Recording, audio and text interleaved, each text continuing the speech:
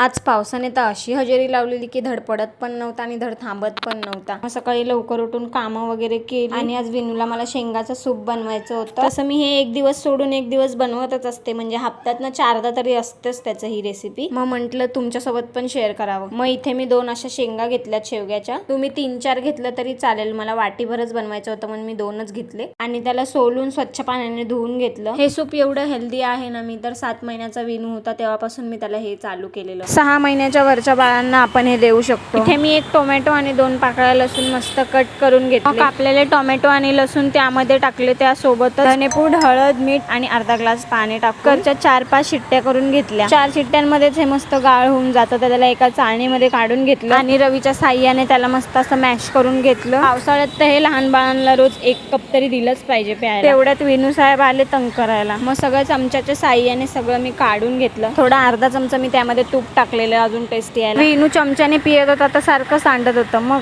काय, आम्ही डायरेक्ट वाटी लावली तोंडाला.